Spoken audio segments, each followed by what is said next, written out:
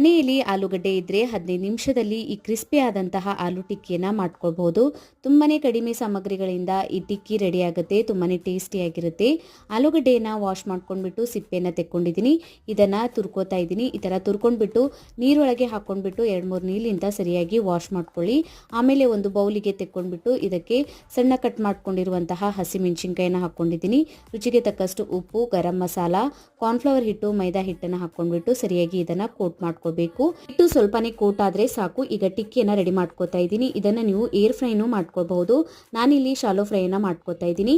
ಈ ಥರ ಟಿಕ್ಕಿಯನ್ನು ಸರಿಯಾಗಿ ಕ್ರಿಸ್ಪಿ ಮತ್ತು ಗೋಲ್ಡನ್ ಬ್ರೌನ್ ಕಲರ್ ಬರೋವರೆಗೂ ಫ್ರೈ ಮಾಡ್ಕೊಳ್ಳಿ. ಒಂದು ಕಡೆಯಿಂದ ಫ್ರೈ ಆಗಿದ್ಮೇಲೆ ಇನ್ನೊಂದು ಕಡೆಯಿಂದ ತಿರುಗಿಸ್ಕೊಳ್ಳಿ. ತುಂಬಾ ಕ್ರಿಸ್ಪಿಯಾಗಿ ಬರುತ್ತೆ ಈ ಟಿಕ್ಕಿ. ಇದನ್ನು ಚಟ್ನಿ, ಕೆಚಪ್ ಜೊತೆ ತಿನ್ಕೊಳ್ಳಿ. ತುಂಬಾ ಟೇಸ್ಟಿಯಾಗಿರುತ್ತೆ. ಟ್ರೈ ಮಾಡಿ ನೋಡಿ, ಕಮೆಂಟ್ ಒಳಗೆ ತಿಳಿಸಿ ವಿಡಿಯೋ ಹೇಗೆ ಅನ್ನಿಸ್ತಂತ. ವಿಡಿಯೋ ಇಷ್ಟ ಆಗಿತ್ತಂದರೆ ವಿಡಿಯೋಗೊಂದು ಲೈಕ್ ಮಾಡಿ, ಫ್ಯಾಮಿಲಿ ಮತ್ತು ಫ್ರೆಂಡ್ಸ್ ಜೊತೆ ಶೇರ್ ಮಾಡ್ಕೊಳ್ಳಿ. ಇನ್ಸ್ಟಾಗ್ರಾಮ್, ಫೇಸ್ಬುಕ್ಕಿಗೂ ಫಾಲೋ ಮಾಡಿ. Thank you.